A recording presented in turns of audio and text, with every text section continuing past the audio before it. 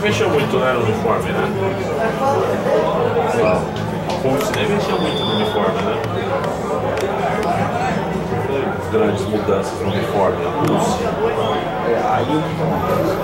O senhor estava explicando que a capa não teve interesse em uma má vontade, deixa eu escapar. Aí ele falou assim, até não atenderam também.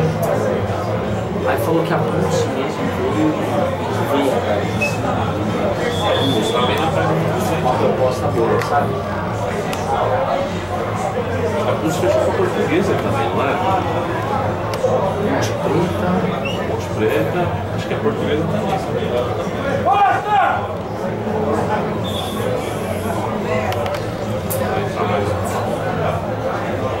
Esse negócio da Portuguesa, eu li, e agora parece que vai ser JB, não sei se deu isso aí. Os caras vão fazer até um site para ficar publicando as coisas. Para ter os registros todos os registros do que for julgado. Agora, aquilo ali, não sei. Para mim, eu acho que assim. Para mim foi assim. Eu gostei da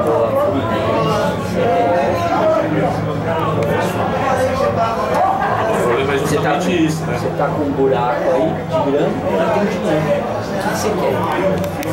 Você quer o dinheiro ou você quer? Não, então, aí deu um horário lá, ligou e falou assim, ó, Ibu, põe o cara aí. Colocou o cara aí. Hã?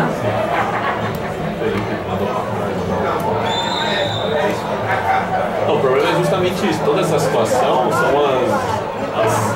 as hipóteses, tudo que se cria, né? Então,